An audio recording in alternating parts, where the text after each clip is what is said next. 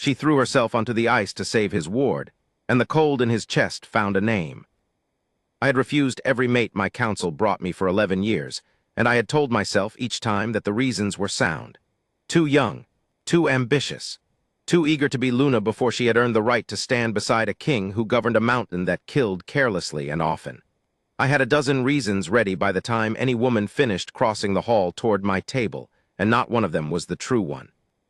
The true one had a name I never said aloud: my sister's.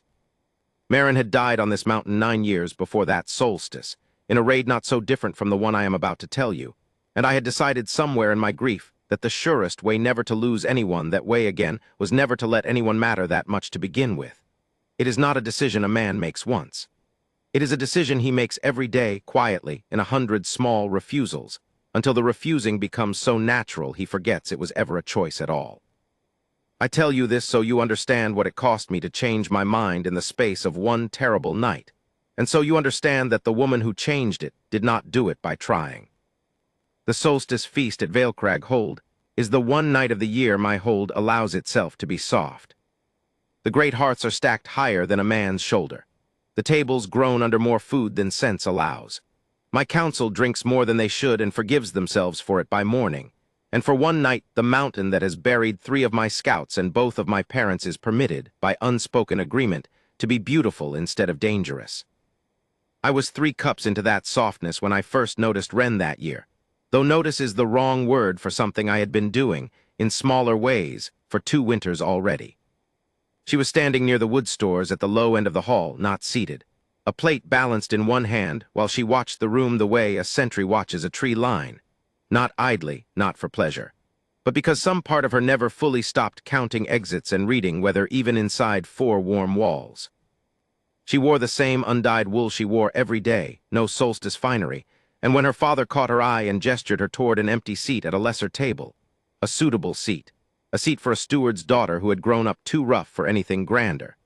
She gave him a look I had seen 100 times on scouts who'd rather sleep in the snow than in a warm bed they hadn't earned, and stayed exactly where she was.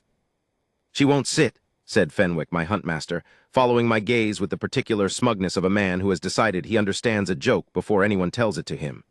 "Never has. Callum's tried marrying her off twice, good families both times, my lord, patient men, and both times she found some excuse to be up the mountain checking a crossing instead of at the betrothal feast. Wild as a winter hare, that one. A fine tracker. A poor bet for a husband." "A poor bet for what kind of husband?" I said, before I could decide whether I wanted to say it at all. Fenwick blinked, uncertain whether he'd been agreed with or corrected, and settled wisely for silence. "I did not go to her that night. I want to tell you I did, that I recognized something in that moment and crossed the hall toward it the way a man in these stories is supposed to. I did not. I finished my cup. I accepted the toasts owed a king on the one soft night of the year. And if I found my eyes returning to the low end of the hall more often than duty required, I told myself it was only that she stood apart from the noise the way I sometimes wished I could. I did not know yet that the mountain was already deciding otherwise on my behalf. The horn sounded a little past the second bell, not the long, slow call for a returning hunting party, but the short, broken blasts that mean trouble inside the walls, and every soul in that hall who had lived through a hard winter on Vaelcrag knew the difference in their bones before their minds caught up. The doors came open on men I did not know, in furs cut wrong for our mountain and boots too thin for our cold, which told me before anything else that they had not come far to reach us, or else had come prepared to leave quickly. I counted 11 as they fanned into the hall, and I stopped counting when I understood that counting was no longer the useful thing to be doing. My guard captain, Bren, went down first. Not killed, I would learn later, only struck hard enough to matter. A blow meant to announce intent rather than to end a life, which told me something about the man giving the orders, something I would understand fully only much later on the ice. The long tables went over as my people scattered for the walls. Somewhere behind me, a woman's voice broke into a scream that had a name in it, and the name was Sella's, and I turned in time to see 2 of the strangers close their hands around the arms of an 8-year-old girl who, not 20 heartbeats before, had been stealing honeyed almonds from my plate, and laughing about it in a voice that still had all its baby softness in it. Sella was my sister's daughter. Marin had not lived to raise her, I had. I do not remember crossing the hall. I remember only that I was suddenly close enough to see the leader's face clearly. A man perhaps my own age, gray already threading a beard that should not yet have earned it, with the particular hollowed stillness of someone who has stopped being afraid of anything because he has already lost the thing he was afraid of losing. He held something wrapped in black cloth up where the firelight could not quite reach it, and though I had never seen an ember shard with my own eyes, I knew the shape of the story well enough to recognize its object. "Bring my brother back from your dungeon," he said, in a voice gone thin and strange with something that was not quite sanity. "Or I open my hand over the chasm, and this whole hold goes into the lake after him." I had no brother of his in any dungeon. I said so. He did not appear to hear me, which frightened me more than if he had called me a liar, because it meant he was no longer entirely speaking to me at all, but to some private reckoning of his own that none of us in that hall were going to be permitted to argue him out of. "Let the girl go," I said instead, since truth was clearly not going to be useful to me that night. "Whatever debt you believe I owe you, she has no part of it." "Everyone in this hold has a part of it," he said, and gestured two of his men toward the side doors. The ones that open, I knew with a lurch in my stomach worse than any blow Bren had taken, onto the East Ice Bridge, the crossing that spans the chasm between the hall and the old watch spire, black water and broken stone 400 feet below it in the dark. They dragged Sella toward the doors. I moved to follow and found 3 blades between myself and the threshold before I had gone 3 steps, which told me this had been planned with more care than a grieving man's improvisation usually allows, and that frightened me nearly as much as the shard itself did. It was in that moment, with my own guard scattered, and my ward being pulled toward a bridge I knew to be old and tired under this winter's ice load, that I heard a voice cut through the chaos with a flatness that had no fear in it at all, only fact. Delivered the way a woman delivers fact when panic is a luxury she has decided she cannot afford to indulge. "The East Bridge won't hold 11 men and a hostage, and whatever that thing does when it opens," Wren said. "It's already groaning under last week's storm load. I checked the stress cracks myself on Tuesday.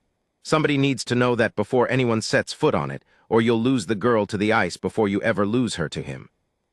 She was not shouting. She had made her way to the front of the scattering crowd with the economy of someone who has spent her whole life moving through danger without wasting motion on panic.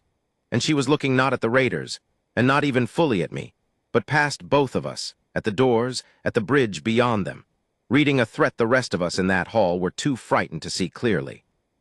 "Get back," her father said, seizing her sleeve, Callum, my steward, gray-faced and grim. A good man who had spent 2 decades trying to keep his only daughter safely inside walls she had never once agreed to stay behind. "This isn't yours to fix, Wren. Nobody else here has walked that bridge in a whiteout at midnight the way I have," she said, and pulled free of him with the ease of long practice. "And if nobody who doesn't get out there in the next few minutes, that girl and everyone standing near her go into the chasm whether the raiders mean it to happen or not. I'm not asking your permission, duh. I never have.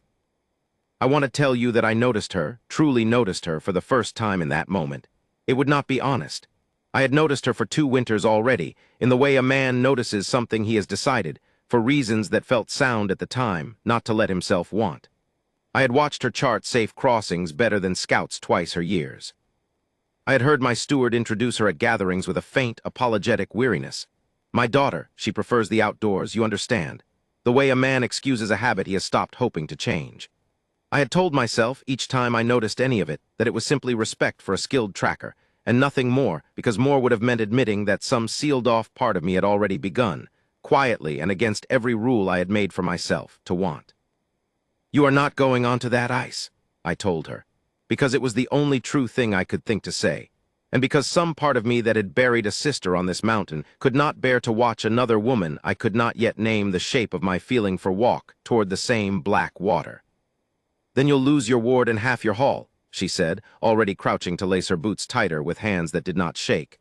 "Because none of your guard can read a stress crack in the dark, and I can. You can come with me, my lord, or you can stand here being right while she dies. I don't much care which, but I'm going." I went. The bridge took my weight differently than I expected the moment my boot left the stone threshold of the hall. Not a solid resistance, but a give, subtle and wrong. The particular unsteadiness of ice that has frozen and half-thawed and frozen again too many times in one hard season. Below us the chasm fell away into black nothing, the frozen lake somewhere far beneath, patient the way only very large, very old things can afford to be patient. "Step where I step," Wren said, without turning around, her voice pitched low enough not to carry to the raiders ahead of us but clear enough that I could not mistake the instruction for a suggestion. "Not beside me. Behind me. This bridge doesn't care whose name is on the deed to this hold, and neither does the ice." "I am the alpha of this hold," I said, which was true, and which was also, I understood even as I said it, entirely beside the point she was making. "You're also 6 inches taller and 40 pounds heavier than I am," she said, "which means every step you take puts more weight on ground I haven't tested yet. Behind me, my lord, I mean it kindly. I also mean it exactly as I said it." I went behind her. It should have chafed at me.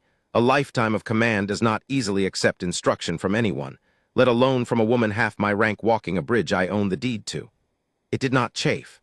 There is a particular unfamiliar relief, I discovered that night, in following someone who genuinely knows the ground beneath your feet, after years spent surrounded by men who told me what I wished to hear about ground none of them had ever actually walked. I watched her read the ice the way a scholar reads a difficult page. A pause here, a shift of weight there. Once a bare hand pressed flat against the surface as though she were asking the mountain a direct question and waiting, with real patience, for its answer. "You do this often," I said low, "alone. At night and whether no sane person would choose. Somebody has to know these crossings before the snow does something foolish with them and takes a hunting party down with it," she said. A pause, and something dry crept into her voice even with a chasm beneath her boots. "Your council thinks I do it because I dislike sitting through feasts. Do you dislike them?" "I like feasts well enough." Another careful step, I matched it exactly. "I don't much care for being the evening's entertainment at them. The steward's girl, so wild, imagine what manner of husband could ever hope to hold her. I've heard some version of that sentence at every gathering since I was 16. She said it lightly, the practiced lightness of a wound that has mostly, but not entirely, finished healing. Turns out the honest answer is none. None can hold me, and none particularly wanted to try past the first season once they understood I'd rather map a mountain than sit still on one. So I stopped waiting to be chosen and started walking bridges instead. Better company, fewer lies. I did not tell her in that moment what was happening in my own chest as she spoke, that something sealed shut for 9 years had begun, without my permission, to come slightly ajar. I only knew that the quiet in me had gone from the hollow kind I had lived inside since Marin's death to something else entirely. Attentive, waiting, the particular silence of a room the instant before someone finally says the true thing instead of the easy one.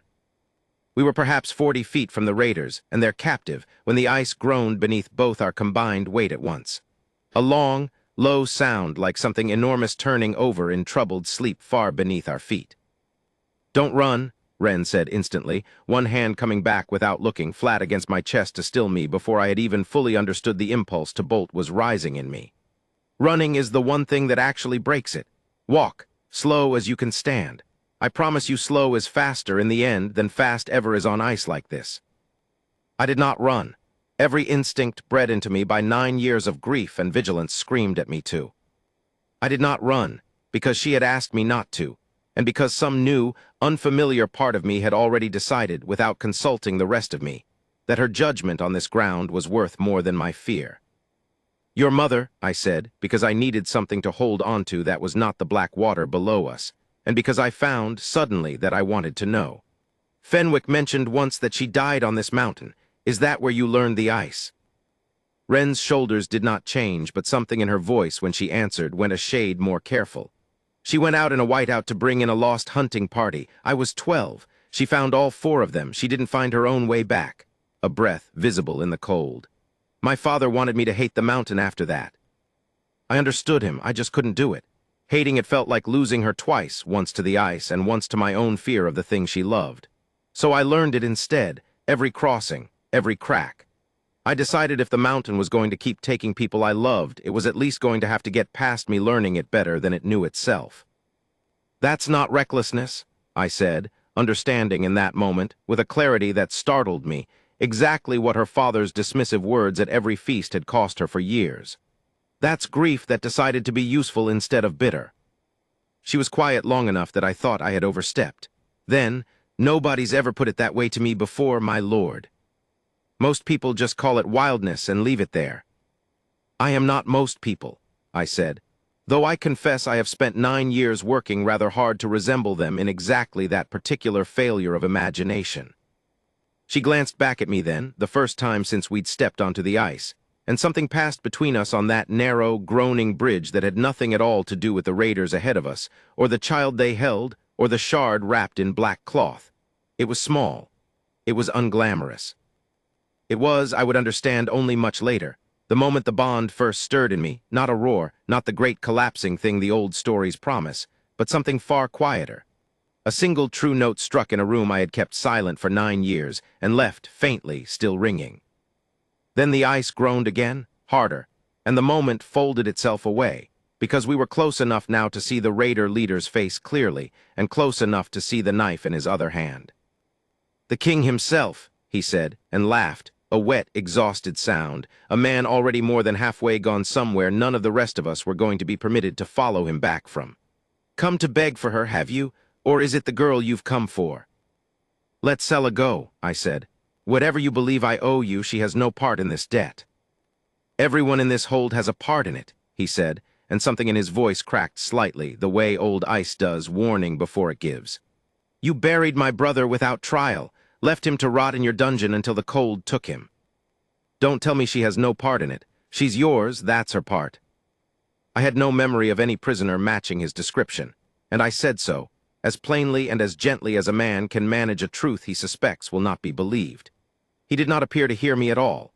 His eyes had gone somewhere private, somewhere none of us in that hall or on that bridge were being permitted to follow, and I understood, with a chill that had nothing to do with the wind off the chasm, that he was no longer arguing with me.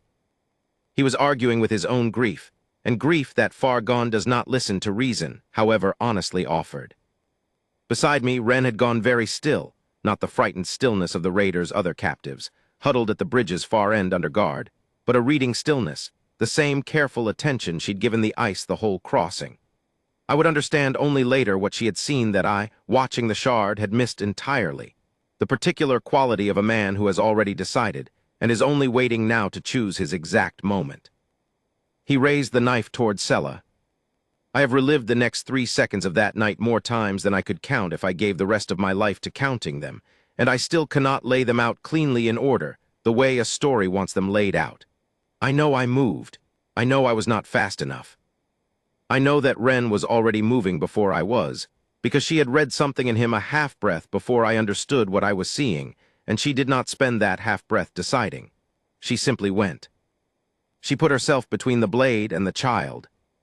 The knife caught her along the ribs instead of finding Sella's throat, and the ice, already tired, already groaning, already asked one demand too many that night by too much weight moving too fast at its worst possible moment, gave way beneath the raider's back foot as the force of the strike carried him half a step further than he'd meant to go. He went into the chasm. I will not pretend to you that I grieved him. I will tell you only that I understood, even in that instant, that whatever debt he believed the world owed him for his brother had gone down into the dark with him, unpaid and unpayable, and that no version of that night could ever have ended with him satisfied. Wren did not go into the chasm. She went down hard onto the cracking surface instead, one hand still fisted white-knuckled in the back of Sella's coat, dragging the child bodily toward me even as the ice beneath both of them opened its long white teeth with a sound I will hear, I think, for the rest of my life. I do not remember deciding to move. I remember only that my hands closed around her wrist and around Sella's collar in the same single motion. Remember the ice giving another 6 ungenerous inches beneath the combined weight of all 3 of us. Remember the pure animal effort of hauling them both back across that failing threshold onto ground that still, barely held. I remember the sound Wren made when I finally got my arms fully around her, pulling her clear. Not a cry, nothing so simple. Something smaller, more private. The sound of a body admitting at last, and only once it was safe enough to admit it, that it hurt very badly indeed. And I remember what happened in that same instant, in the place inside my chest I had kept sealed for 9 years, because it is the truest thing I can tell you about that whole terrible night. It was not the great collapsing roar the old fated mate stories promise. It was quieter than that, and stranger, and far more honest. It was the cold I had carried since Marin's death, the cold I had mistaken for prudence, for years, turning over at last in that sealed place, and finding when it turned that it had a name. Hers. Stay with me, I said, which was not quite what I meant, or was exactly what I meant and simply the plainest way I had ever managed to say it. Wren, stay with me. Do you hear me? Bossy, she said through her teeth, blood already dark against the wool at her side. For a man who just got walked across a groaning bridge by a steward's daughter, he wasn't supposed to be following in the first place. I will be exactly as bossy as keeps you breathing, I said, and I have never meant anything with more of myself behind it. Behind us, the remaining raiders, leaderless now, and cold, and never truly having believed in their commander's private grievance the way he had believed it himself, put down their blades within the quarter hour without further blood spilled. My guard, recovered and reinforced, took them without difficulty. The shard, still wrapped in its black cloth where it had fallen from the leader's hand, was recovered from the bridge's edge and sealed that same night in the vault beneath the hall, where I intend it to remain for the rest of my reign and considerably longer. None of that is the part of that night I remember with any real clarity. I carried Wren back across the bridge myself, Sella clinging silent and shaking to my other side, and I would not let any of my guard take either of them from me, not for one step of that crossing, not even when my own arms had begun to shake with the effort of it. What I remember clearly is my steward's face. Callum was waiting at the threshold when we came off the ice. He had not been permitted onto the bridge himself, held back by two of my guard against every instinct in him, and I have never in all my years as Alpha seen a man look so entirely undone by relief. He went to his knees beside the healer's cot the moment they laid his daughter down, and he took her hand in both of his, and what he said to her was not what I expected from a man who had spent 2 decades calling her too wild for any decent match. I told you to get back, he said, his voice breaking apart on the words. I told you that because I could not bear to watch you walk toward the very thing that might take you from me, the way it took your mother, not because I ever once doubted in my heart exactly what you were, Wren. I was only ever afraid of losing you to the proving of it. I know, Wren said, eyes closed, her voice thin with pain and somehow still entirely too amused for a woman freshly stitched by torchlight. You're only ever bad at saying the first part of that out loud. You've been saying the second part with your whole face since I was 12. I stood in the doorway of that healer's chamber far longer than any king reasonably should have lingered over another man's sickbed, and not one soul in that hall, not my council, not my guard, not Callum himself, told me to leave. I think they had all, in their own ways, begun to understand what I had only just discovered in myself on that cracking bridge. Some truths do not require a man to announce them.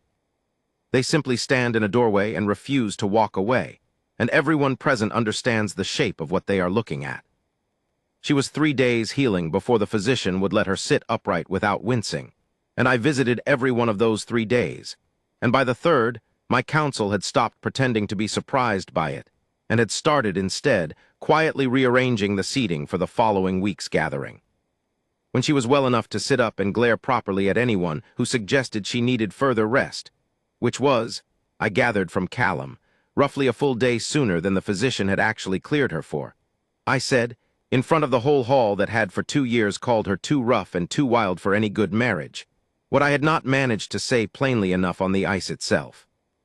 I do not want a wife chosen for me by my council's calculations, I told her, and I have spent 11 years refusing everyone they brought precisely, because none of them were ever the truth I was waiting for, though I did not have the courage to admit that to myself until 3 nights ago. I want the woman who read a failing bridge better than any scout in my service, who put her own body between a blade and a child I love without pausing long enough to weigh the cost to herself, and who has spent her whole life turning her mother's death into something useful instead of something bitter. If that bargain is too wild a thing to ask of you, Wren, say so plainly now, in front of every person here who ever called you unfit for it, and I will accept your answer and trouble you no further. But I do not intend to spend whatever years remain to me pretending. I have not already given you my whole heart on that ice.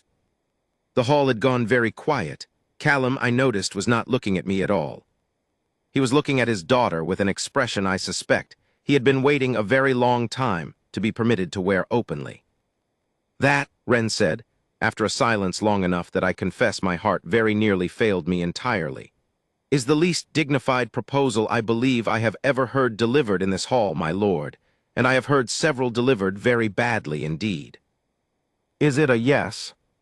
It is a yes, she said, and something in her face went, for just a moment, entirely undefended, entirely without the dry armor she wore at every feast I had ever watched her stand apart at. But you're carrying the firewood in from now on. My back has earned a rest, and I intend to collect on that debt for the rest of both our lives. I have carried it every winter since, without complaint, and I have found it to be the smallest possible price for the truest thing that has ever happened to me. Every solstice now, before the feast begins, I walk the East Bridge with her, not because she requires the company on the ice. She has never once required that, and I do not believe she ever will. I walk it because I have learned in the plainest and most frightening way a man can learn anything, exactly what it costs to nearly lose the one person who finally taught a cold, sealed place in my chest to open again and find her name waiting inside it.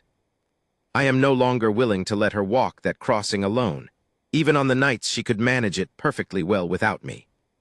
She lets me come, she has never once let me lead.